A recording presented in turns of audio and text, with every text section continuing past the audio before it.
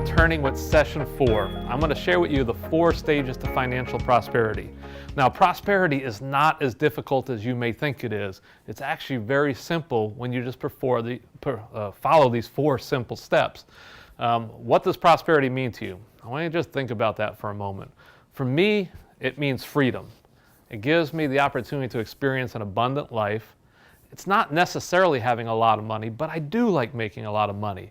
It certainly is not being mastered by money. You cannot be prosperous if money masters you. I want to be able to do what I want to do, when I want to do it, and I want to be able to experience great relationships. Those things are important to me. I want you to just take a moment and imagine, what does prosperity mean to you? Come up with your own picture and think about that for a moment. Now, as you have that picture in your mind, I want you to start thinking about all of the people that you know. Now, people that you know personally. I'm not talking about people who you read about in the books or who you can watch on TV, but all the people that you know personally. How many people can you think of that are living and experiencing that picture that you just came up with in your mind? How many of them really have it? Most of you are going to struggle to come up with anybody. I know, because when I do this in a room filled with hundreds of people, very few people can even think of anybody. There's certainly no one in the room who can come up with more than 3 people who are living and experiencing that life that they were able to just come up with in their mind. Now, I want to ask you this. Is there any shortage of success information?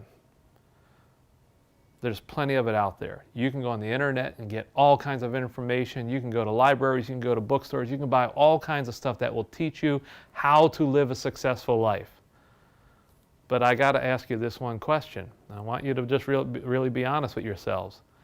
If all of that information worked, you should not have had a problem with coming up with a long list of people who are living and experiencing a prosperous life. But you struggle to come up with it. So with all the information out there, is it fair to say that maybe there's something wrong with it? I'm here to tell you that there is something wrong with it, and I'm going to reveal to you what that is. You see, prosperity is simple when we pursue it in the right order. This is important for you to keep in mind. The 4 stages to financial prosperity, I'm going to start off just by asking you this. Is there good debt and is there bad debt? Most of us would say yes. And I want you to just be really open-minded to some of the things that I'm going to share with you, because as I go through this, I'm going to challenge some of the things that you have been taught, that you have believed, that you have wholeheartedly accepted as being the truth. And it might not be, but just be open-minded as I go. I want to share with you what a mortgage says in plain English.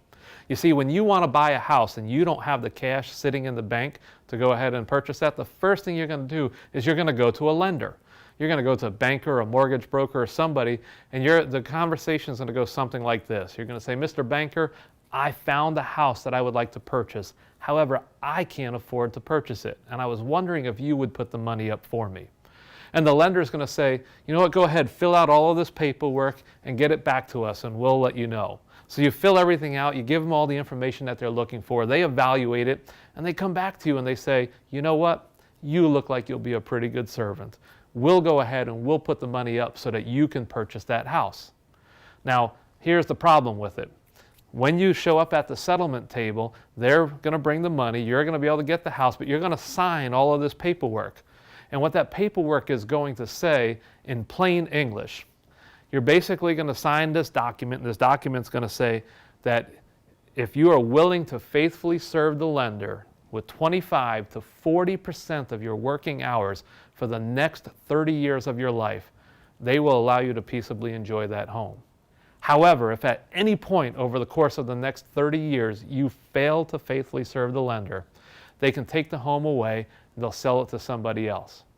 But after 30 years of faithful service, they'll let you have that house. Now, where do you think that 25 to 40% comes from? Anybody who's in the mortgage industry or in the real estate industry is well aware of the term called the debt-to-income ratio. That is the amount of your income that you are allowed to put toward the purchase of your house. And it's usually somewhere between 25 and 40%. They'll let you take 25 to 40% of the income that you make and put that toward your house payment.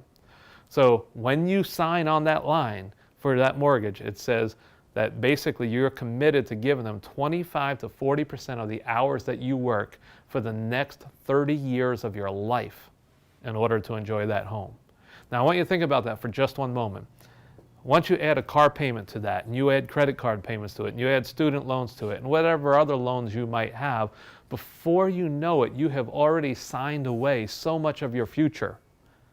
You know, we can sit there and be really excited about life, and all of a sudden wake up one day, and if you're like me, I experienced it. I woke up one day, I was like, where did my life go?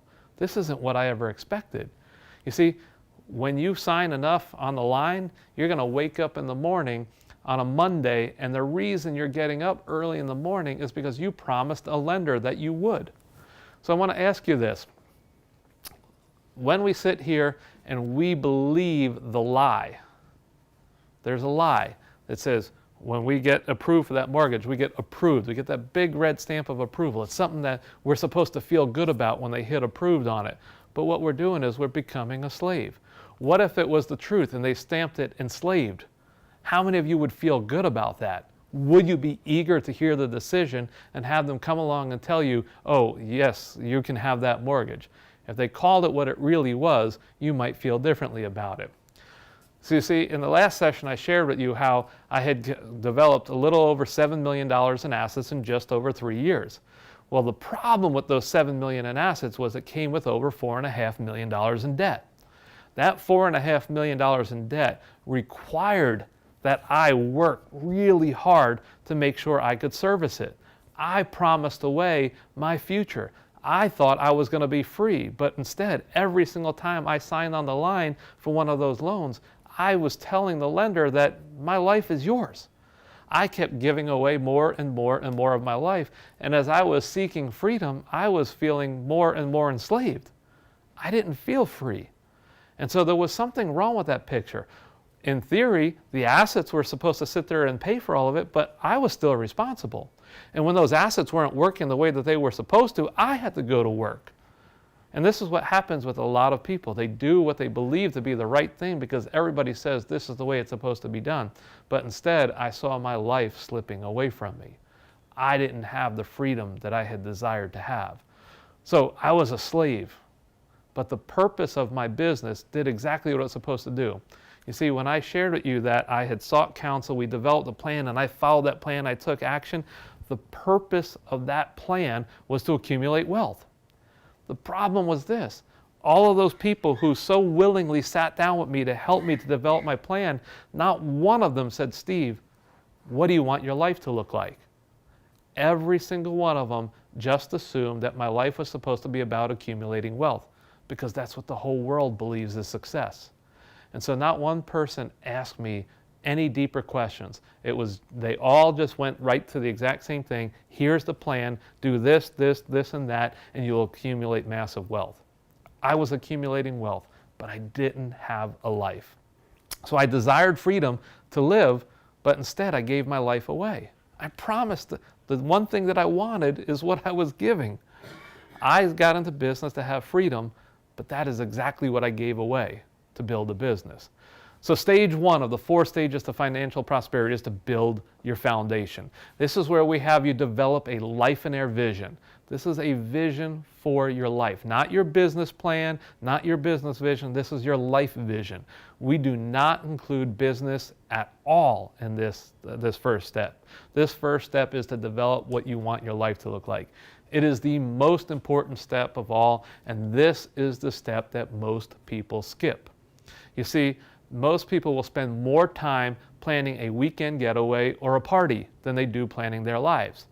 If I were to sit here and poll a room of 100 people, and I have done this many, many times, I would sit here and tell them that, listen, most of you in here don't have a clue of what you want your life to look like. If we're lucky, there's 1 or 2 people in the room who know what they want their lives to look like. And every single time I say that, every person in the room thinks that they're that 1 or 2 people who knows what they want their life to look like. But I can tell you this right now, when I ask people, what do you want your life to look like? Almost every single person, the very first thing that they will tell me is how much passive income they want, or how much they want in their retirement accounts, or what they want their 401k or their balance sheet to look like. They are talking about money. not their life. And every single person who I ask, that is almost always their very first reaction is they tell me how much money they want.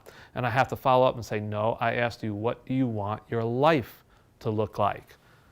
And some people can't get their head around that, because even after I say it that way, they'll still tell me about money, because that's what they're so focused on. And that is what the world has told them life is all about. It's all about accumulating as much as you can and making as much as you can. And that's what a successful life is. And that's not the truth. And so we have to sit here and we have to try to break that. And this is where your vision comes in. You see, when you don't have the foundation in place, life can come crumbling down. I use this illustration here for a couple who is sitting here trying to do all of the right things, but they're skipping the first step. And without putting that foundation in place and just going about our way, everything can come crumbling down around you. So again, we put life first, and then we design your business to serve your life. It's not the other way around. Again, most of the world would say build your business and then fit life into what's left. We say build your life and fit business into what's left. So when things are out of order, your spouse sort of becomes your business partner. Most of the discussions are about money, or it's about what's happening in the business, or how are we going to pay the bills. And rarely do couples sit there and engage in the things that they did before they got married. You know, they used to have great conversations, but then once they get married, they do all the things that a couple's supposed to do. They buy their house, they start having kids, and then the discussions change. And you act more like business partners than you do husband and wife. What kind of life do you want your loved ones to experience? I want you to think about that for a moment. You know that you're probably out there working hard, and you're saying that you're doing it for your family because you want them to have a better life. You don't want them to have to do those things. But I want to ask you this: what do you want them to do with their lives? What do you want your children to experience? And I ask you that because you need to be able to clearly define that. And here's why. Because you're the one who needs to show them how to live that way. You can't sit there and work your life away trying to make money and then expect your kids to do something different when that's all you showed them. If you truly want your children and your family members to experience an abundant life, you have to model it for them. You've all heard the saying, do as I say, not as I do. It goes in this area as well. You can't just tell them what to do and you do something different. They're watching you. They're going to do the exact same thing. So I want to encourage you, if you want your family or your children to have something more, really pay close attention and take this very seriously, because ultimately the world isn't going to show them something different. You have to be the one to show them something different. So most of us are teaching our children to do what they don't want to do so that they can exist to do more of what they don't want to do. And we do that with our own lives. We keep on doing and working and doing and working in hopes that one day we can get away from doing and working. But we just do the same thing, and we model that to our kids. And so you need to change that up if you want to see them have something different. So with the Lifeonaire vision, the path to experiencing an abundant life becomes very clear. Once you have that vision in place, you can begin to start taking steps in that direction. Now I'm going to qualify that just a little bit, because a lot of people, when they first get started with this, they've been so conditioned and so entrenched in this idea of just making money that they have a hard time coming up with a really clear vision. But that's okay. They just need to come up with a little bit. Just a little bit that gets them moving in the right direction. And as you start moving in that direction and you start getting closer to it, it becomes more clear. And your vision starts to grow with you. And it starts to get really exciting, because now you start to see things happening.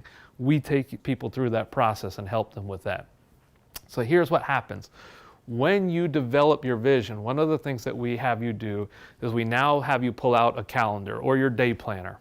And we have you start filling out your calendar as if you are living that vision, as if you're living the life that you want to live.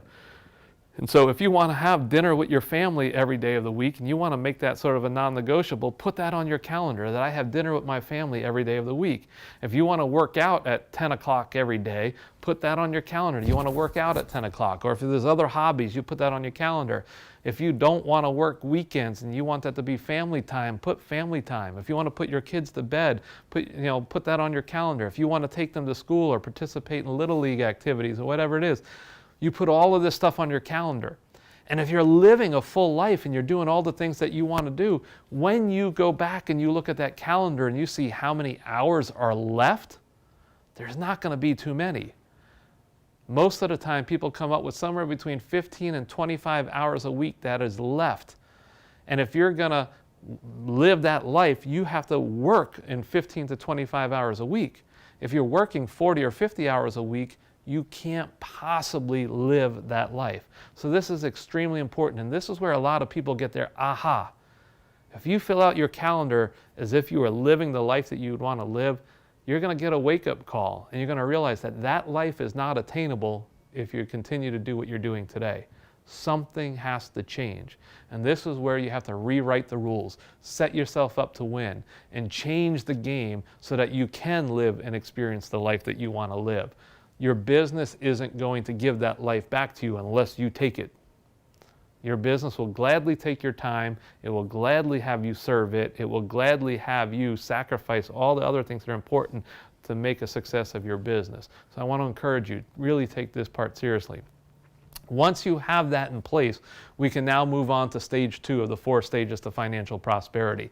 And this is a must-win stage, but it's a simple stage. This is where we have to meet our needs. You see, many people in America are living week to week or month to month just trying to get by. They can't even think about being prosperous. But in this stage is where we want to make sure that we can consistently meet our needs. Week after week, month after month, we want that to be able to take place. So we have a limited time in order to be able to provide for our families. So if I only have 15 to 20 hours a week to work and make an income, I got to make the most of that 15 to 20 hours. 40 to 50 just isn't available because I want to live life. I want to be there for them. I want to be able to do other things. And so if I just give 50 hours to work, I don't live life. I'm going to say, no, I'm going to live life, and I need to figure out how do I provide for my family in only 20 hours a week. Now, everyone's vision is going to be different. Their calendars are going to be different, but I'm going to use the 20-hour-a-week example. Stage 2 is the money that you work for. You're trading your time, you're trading your life for money. So if I can only work 15 to 20 hours a week, I better be productive and do as much as I can during that time. Most people are sitting here working 50, 60, 70 hours a week, sometimes even more when they have their own business, and that's not the way to live and experience an abundant life. You can choose to complicate things. You can make your life complicated.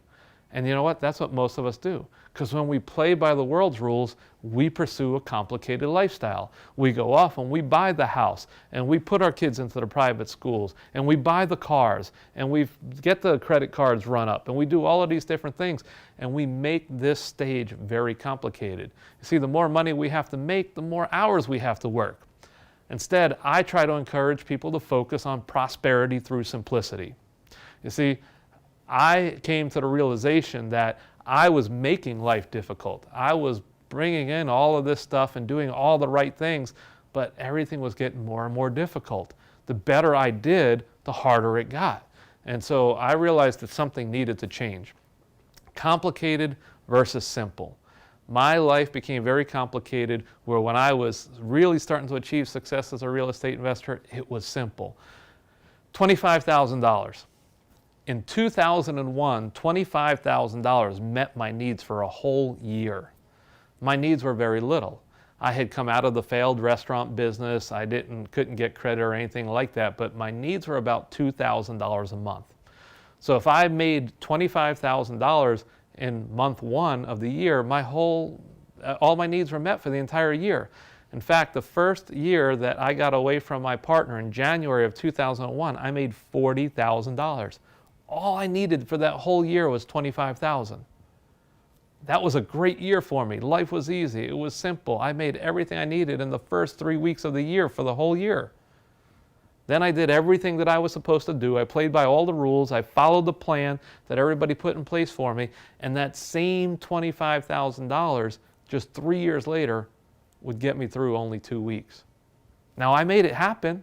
I was bringing in that $25,000 every 2 weeks to get the bills paid, and sometimes a little bit more. But the problem was that burden never went away. To have to perform at that level month after month, week after week, and to have to do that for the next 30 years was tiring. That was an extreme burden. You know, you could have a great month and make $100,000 in 1 month, and it only got me through 2 months. I had to keep on performing at that level over and over and over again. And I was working and I was working and I was working, and everything that was important to me was being sacrificed. Where just a few short years earlier, I didn't have all of that stuff. And the $25,000 that I made in the first 3 weeks covered my bills for the whole year. Everything else I made that year, I could do whatever I wanted to do with it. I didn't have to work anymore that year if I didn't want to. But I did, because I enjoyed it. So when we sit here and we make things complicated, this is what life can look like. You know, we and our spouse, we can sit here and now we have to make so much, and just trying to win in stage 2 can become very difficult. It's not easy to get by when every single week and every single month, everything we're making is going out, and it's just a chore to sit there and make it. We want to try to keep things simple so that we can live and experience a more abundant life. So think of it this way: how is it that we can experience prosperity when we have already traded our lives away? If you have signed on the line over and over again in order to live and experience the American dream today, and you've got loans and you've got payments and you got all the stuff that you have promised away, when you think of it in terms of you promising your future every time you sign on the line, how can you be prosperous when, if we're looking at prosperity as having the freedom to live life the way that we want, we can't possibly do that when we've already given our lives away. This is important. Really think through this. Focus on keeping things simple so that you can win in this stage. There does come a time to be able to get all the other stuff, but it's not at this point. We'll talk about that. We'll get a little bit deeper into it. The time that we trade away is our life. We need to manage it. No one else is going to do it for us. You're the one who has to take care of this. You're the one who has to guard it. It's your life. Everyone else out there will they'll gladly have you serve them, serve their vision, work so that they can get ahead. You are the one who needs to guard your life. The world around you isn't going to tell you to do it any differently. So one of the things that I recommend is debt-free. I shared with you how I had accumulated, over $7 million in assets, but there was $4.5 million in debt that was attached to those assets. And that $4.5 million is what kept me up at night. It's what compromised my marriage. It's what kept me just driving and driving and driving. I wanted that debt to go away. And no matter how much money I made, it didn't seem like I was getting ahead. The fact of the matter is, it was structured for 30 years of making payments before I was going to be able to free myself from that. So how does debt affect you? Just think about that for a moment. Does it create stress in your life? Is it affecting your health? Is it affecting relationships? Sometimes debt will cause good people to compromise and do things that they never thought that they would do. And I've seen it happen over and over again. Debt is not good. We call it good debt in some cases. When it's working perfectly, it might be okay, but there comes a point where debt has very detrimental effects in our lives. I'm not a person who says, hey, you should never have debt. Don't get me wrong here, but I'm going to say consider it. Consider doing everything you can to move forward without debt. Real estate investors are notorious for this. I come across all the time where real estate investors say, I want to be debt-free. And then I ask, how many of you have tried to borrow money in the last 6 months to a year? And just about every single one of them has tried to borrow money in the last 6 months to a year. And I say, well, that's sort of odd. Everyone wants to become debt-free, but they feel that the path to becoming debt-free is to increase their capacity to borrow by borrowing more. That's not the way you get to debt-free. You get to debt-free by moving the other direction and stopping with borrowing. But we have this backwards thinking that if we can keep doing more, eventually we'll get there. And it's really the exact opposite. But think about it. How does debt affect you? And I just want to encourage you to at least consider it. Consider trying to do things debt-free. I decided to stop borrowing. And one of the things in the midst of that, I had to sort of reinvent my business because my whole business was predicated on borrowing. When I got to that point, I could get anything I wanted. Bankers, private people, they would just write me checks, give me anything I wanted for no matter what it was I wanted. And so it was easy, but that was the way that I kept my business going. When I made the decision that I was going to stop borrowing, now it wasn't I'm going to start weaning off of it or I'm going to start paying things down. I made the decision that the only way that I'm going to get this thing to reverse is to stop. I stopped borrowing right then and there. And I had to reinvent and start doing everything in my business differently.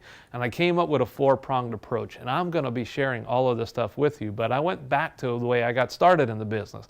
I went back to wholesaling because I didn't need money to do that. And I can make some quick chunks of cash doing that. I did have a little bit of cash, and I was working with the cash that I had on hand. I was doing joint venture deals, and I was coaching. But I also was starting to focus on putting together a free and clear rental portfolio. And so moving forward, the only rentals that I wanted to have was something that was free and clear. But I will teach you, and I'm going to share all this with you, this approach toward debt-free investing. But this was important to me in order to simplify my life so it wasn't complicated anymore. I wanted to get back to simple, and you're going to learn why. So see, when debt-free, life is simple. Here's the reality of the situation. I've been using this example of 20 hours a month or 20 hours a week. I really only need 21 hours a month to more than provide for my family. That's it. I'm a person who can get away with just going to work for 21 hours every month and more than provide for my family. I have other assets that will support us. I have rental properties and other payments and everything that are coming in that could support my family, but I just let that build up. That is, sort of a nest egg that's just continuing to build. But the work, my active income, where I go to work to actually provide and generate enough income for my family, I do that in 21 hours a month, and it more than meets our needs. So you see, when things are simple, we can just sit here and we can get through stage 2 pretty easily. If we complicate it, it's going to be a lot more difficult. So I want to encourage all of you to focus on this prosperity through simplicity. Keep it simple so that we can get through stage 2, and that allows us to get to stage 3 and 4, which is where we start to build wealth. But stage 2 is critical. If we start living as if we already have all of this money and we start buying all these assets and we start financing it, we're never going to get ahead. The key is keep it simple and bring those things into your life at the appropriate time. So how much would you need every single month if you had no debt? Think about it. You probably wouldn't need much to live a good life. But instead, there's a lot of people out there who make really good money yet have nothing because all they are is a middleman for money. A lot of money comes in and then it goes right back out again. I know, I've been there, and it's not a fun place to be. You start to sit here and question yourself when you're making great money but you never have anything. I do everything I can to try to teach people to focus on simplicity so that when you do make good money, you get to keep your money. So set yourself up to win. When stage 2 is simple, it is easy to win. You get to decide. No one else has to make up the rules for you. You can make up the rules and say, you know what, I'm going to live a simple life because I do want to experience prosperity. I do want to have the freedom to live the way that I want to live. And yes, I would like to build wealth. But taking everything you make to pay bills every month is not the way that you build wealth. The way that you build wealth is to be able to keep much of what you earn and not have it go out of the door. So you get to make the rules. It's up to you, not your parents, not your siblings, not your college friends, not the world around you. You get to make the rules for your game and decide what it is. And I want to encourage you, focus on simplicity. Now, there's one thing that I want to say because I don't want anybody to get the wrong message here. There is absolutely nothing wrong with having nice things. But there is something wrong when nice things have you. See, if I'm going to have nice things, I want to own those things. But when those things own me, there's a problem. And that's what happens to many people when they start trying to get things that they're not ready for, bringing it into their life at the wrong point. I love nice things. I want all of you to have nice things, but not if those nice things are going to own you. So just keep that in mind. I don't want anybody to feel like that I'm saying you shouldn't have things. I want you to have it, but at the right point. So stage 3, once you win in stage 2 and you're meeting your needs consistently, in stage 3 is where you get to earn excess cash.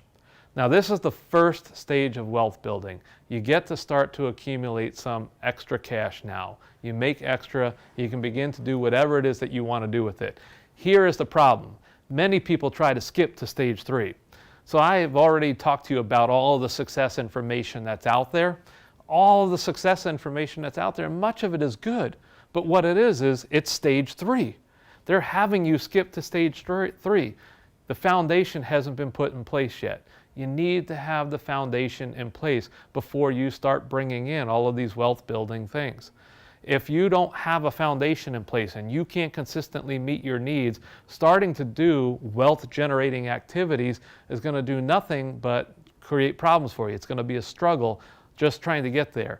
If you can just put the first 2 stages in place first, it makes those 4 steps to prosperity very much a whole lot easier. We complicate it when we try to do things in the wrong order.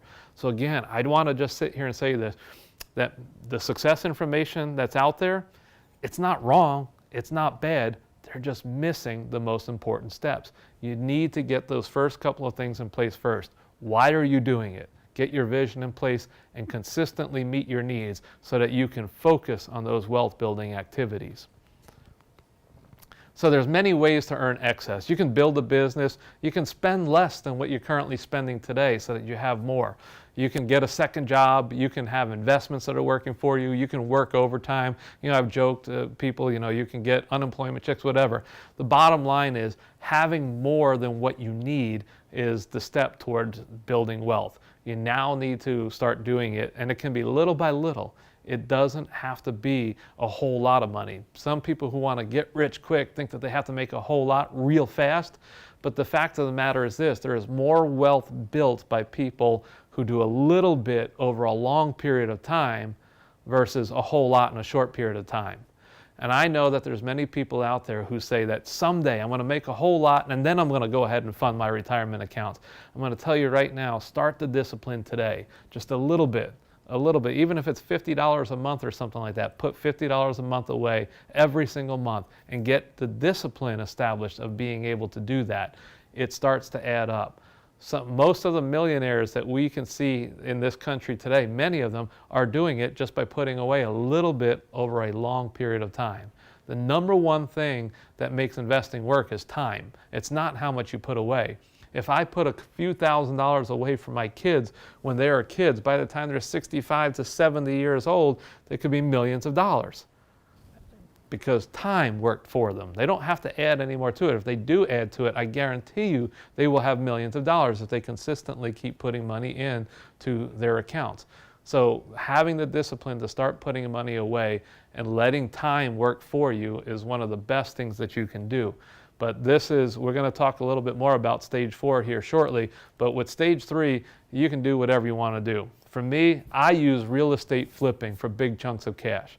See, I shared with you a little bit earlier that in 21 hours a month, I can do coaching and some consulting with people, and it more than provides for my family. My real estate income, I don't need that income. We don't live on that income. That income I get to do whatever I want to do with it.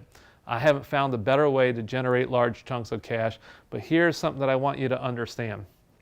Back when I had the $7 million in assets, I could flip a house and make $30,000 or $40,000, and that money was going out of the door as quickly as it came in. Today, when I flip a house, I build new homes. When I sell one of those, I go and I pick up my check of $30,000, $40,000, $50,000, sometimes $60,000. I get to keep all of that money. I can do whatever I want to do with it because I don't owe anybody anything. So the profits on there are mine to do whatever I want to do with it. But when I had all those assets and I was doing the right thing, it was constantly paying bills. So I never got to really enjoy it. It went out of the door as quickly as it came in. Today, I can do whatever I want.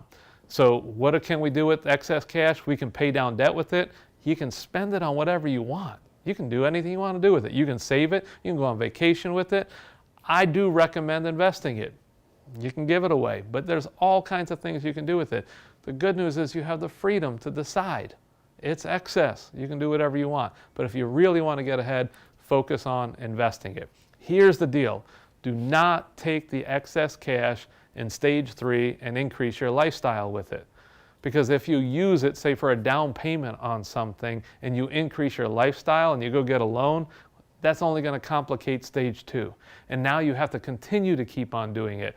This is not the time to increase your lifestyle. Keep your lifestyle simple. and take your stage 3 income and then begin to invest it into other things. Just don't increase your lifestyle with it at this point. Stage 4, this is where you invest in income producing assets. My recommendation is to focus on free and clear assets. You know, when we go off and we buy a rental house or something like that and you get a mortgage, if that mortgage or that house isn't performing the way that you want to, you're now the one who has to take care of it. It sort of makes your stage 2 income, now it complicates things. You have to go to work when someone else isn't paying for that other mortgage. And you've got to do things to generate the income to pay for that mortgage. Some people are okay with it. Personally, I don't like that. I would rather have the properties be free and clear. But I'm going to share a couple of different strategies and stories with you. Passive income. A lot of us buy into this idea that, you know, single family rental properties are passive income. I'm here to tell you that they are not. They require a lot of work. You know, for years and years and years, I had heard people saying it was passive income, and I started challenging that theory. The only reason we call it passive income is because the IRS classifies it as passive income. But single family home landlords work for that money. They do quite a bit. You know, every once in a while we get some good properties. We don't hear from the tenants and they pay like clockwork, and that's great. But that's not the norm where that's our whole portfolio. We tend to have to constantly be working. We got properties being turned over. We got to do repairs. We have tenants who aren't paying their rent. All of that, it creates a burden for us. It creates work. It's time that we have to put in. And most landlords, if they actually paid themselves minimum wage for the amount of time that they put in, would realize that by the time they sucked all of that out, their portfolio is not really making them money if they actually paid themselves for the time that they put in. Single family home rentals tend to pay off over a long period of time, but you know, negative cash flow is just such a drain. You have in certain markets, particularly in California, there's people out there teaching people, you know, it's okay to have negative cash flow, and you know, because you're going to eventually benefit from the appreciation. I get that investment strategy, but I want you to just keep this in mind. If the average American makes about $25 an hour, and that is about the average that an American makes, and they have a property that's got $300 a month in negative cash flow, that means that they have to go to work for 12 hours every month so that somebody else can live in their house. I mean, think about that for a moment. If you start putting negative cash flow into that light, working 12 hours every month so somebody else can live in your house, that doesn't make me feel too good. And you got to do that month after month after month after month. And there's people teaching that that's okay. You know, it's one thing if you just have extreme excess income and things like that, but it still doesn't make sense to me. Why go for negative cash flow when we don't have to? But I want you to understand what negative cash flow really does. And it creates a situation where you're working so that somebody else can live in the home. So I recommend using debt-free investing strategies in stage 4.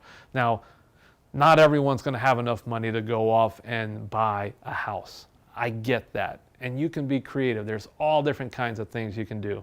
There's 2 stories I want to share with you real quickly about students that I have had and what they did. One of them who did not have much money, he got really creative. He would go on to Craigslist and he would look for musical instruments to buy. The kinds that he were buying were the kinds that kids would use in band in the high school. And typically the kids would rent their instruments each year. Well, he would go on to Craigslist and he would find used instruments and he would buy them and he would clean those up and then rent them. They were easy rentals because the parents were involved in it and they weren't cheap, you know, they weren't really expensive. They were rather cheap rentals, but he's just signed the paperwork with them once a year. He never had to do repairs. They didn't call for toilets or anything like that. And they just paid like clockwork. But here was the deal. He could buy an instrument. Sometimes he'd buy a trumpet for $50 or $100, but he would get $200 to $300 to rent that for a year, depending upon, you know, the quality of it, what kind it was. And so he would recoup his money, but he would also get the instrument back and rent it again the following year. Sometimes he would sell to people, but he just had small chunks of cash. He didn't have tens of thousands or hundreds of thousands of dollars to go off and buy real estate. But he bought what he could. And he eventually developed a big portfolio of musical instruments that he was renting to kids in the high school. And he did it little by little with little chunks of cash. And those little chunks of cash were now working for him. I know another investor, he did rehabs. But one of the things he did was he went off and he bought a dump trailer. Now, he'd bought that dump trailer as an income producing trailer. He could use it on his own job sites and save himself money instead of having to rent dumpsters all of the time.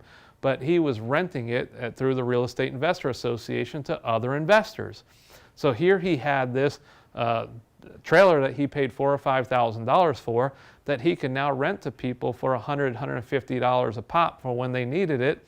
And he was generating a good income with it, at the same time offsetting some of his own expenses. So it was a smaller amount of money. It wasn't tens of thousands or hundreds of thousands that he did, but he was putting his money to work, a little bit that he had, and had the discipline of making money work. So get creative. As you have some excess cash, find ways to put it to work. Be really creative with it, but get your money working for you. Again, my recommendation is to try to do it debt-free. If you've got large chunks of cash, real estate's a great place to put it, and identifying and finding the right plan. I'm going to be talking about what's the right plan in some of my other sessions, so we won't go too far into that right now, but that is one of the keys, is making sure you're pursuing the right plan for you. But be creative. There's all different ways that you can do this. So stage 4 income will replace the need to work for stage 2 income. So the time that we are working for our money so that we can meet our needs can eventually be replaced by the income that we're putting together here. This is the dream that we all have, but sometimes we jump into it before we're ready, and then sometimes it can create more problems if we're not ready for it yet.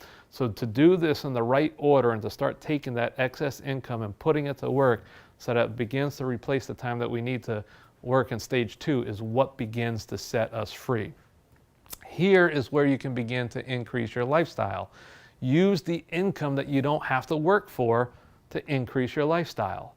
Little by little, you start to do this. I want to just try to address one thing here with all of you real quickly, and I get this, because when I first got into the business, this made all the sense in the world to me. Using other people's money, using leverage, going to the bank and borrowing money would allow me to do things very quickly. It would allow me to accumulate a lot of stuff quickly. I accumulated over $7 million in assets in just over 3 years. That's quick. I did it very fast. I couldn't accumulate doing that debt-free in that short period of time, but doing it debt-free, I didn't need that much. I don't need nearly that much. And the $7 million in assets, the amount of money that it made me, I only needed about $500,000 in free and clear assets to make me the same amount of money as my $7 million in assets with $4.5 million in debt would make me. Plus my $500,000 in free and clear assets was a whole lot easier to manage. There was a lot less moving parts. And so life was better all the way around with a much smaller portfolio. But I will tell you this, after a number of years of doing this, it seems slow. And you know what? It may be a little bit slow going, but it's just like a snowball. It starts out small. But then once you have something free and clear and you start having the payments of that coming in, and then you're still saving on top of that, all of a sudden you've got enough money to pick up another property pretty quickly.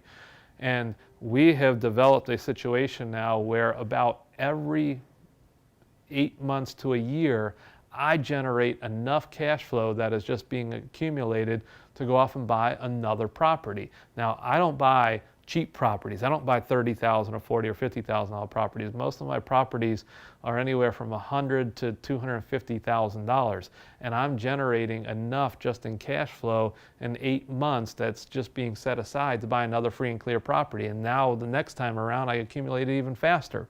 And so the snowball just grows and grows and grows very quickly. It takes a little while to get it going, but once you get it going, it grows pretty quickly. This is where you can start thinking about retiring. Personally, I don't think I'll ever retire. I do like to work. In fact, I love working. I don't like having to work. I don't like for somebody else to tell me I have to work. I work because I enjoy it. But this is the time when you can really think about kicking back and taking it easy if you want to.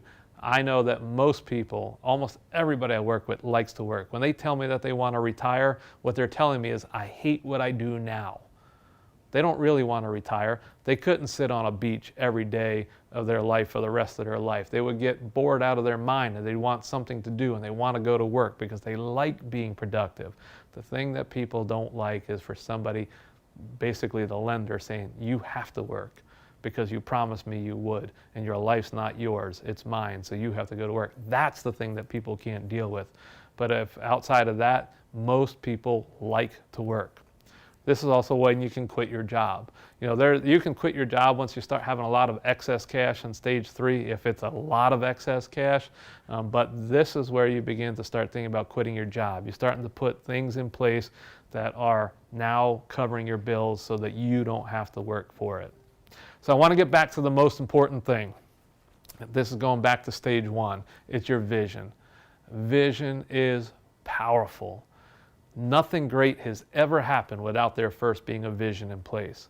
You need to have a vision.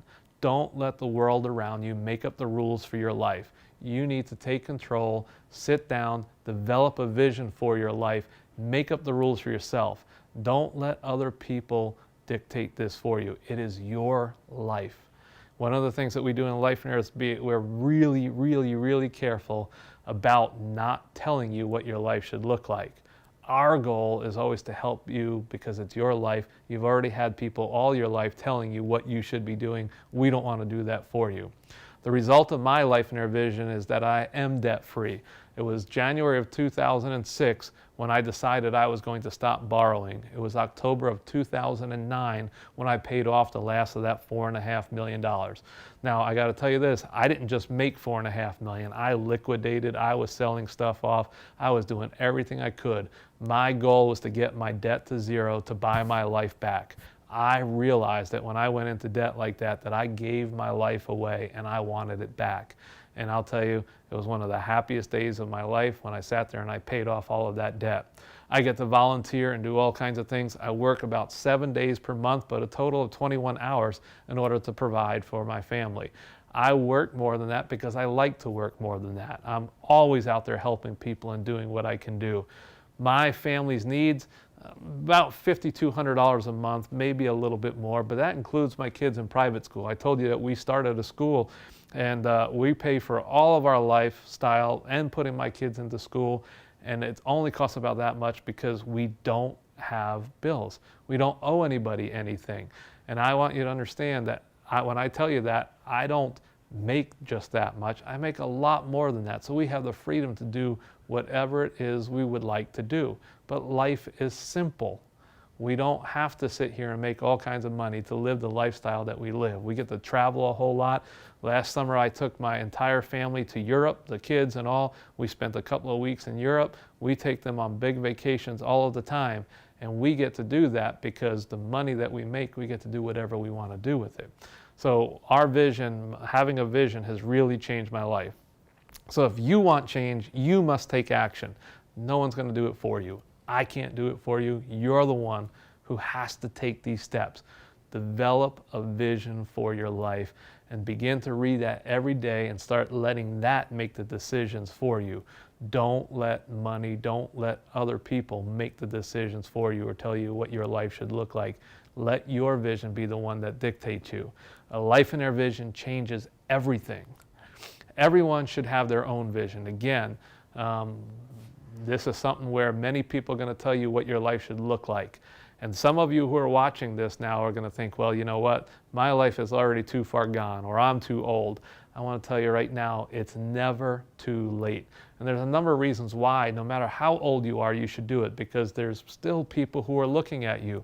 There's still people watching you, and you can influence other people's lives by living an abundant life yourself. You can teach other people how to do it by example. You need to teach them by example. So if you're not going to do it for yourself, do it for somebody else.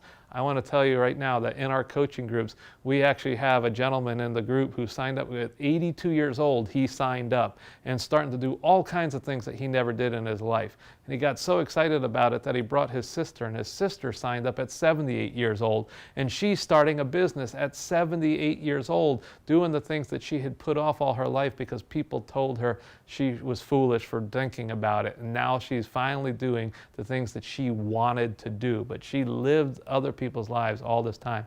And those two are such a shining example to their family members who are now just embracing what they're doing and really pursuing life.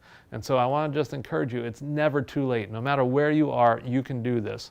Take the step. It's up to you. Just take it and change your life. So guys, again, Steve Cook with Lifeonaire. This is the end of our session. Come back again. Join me for the next one.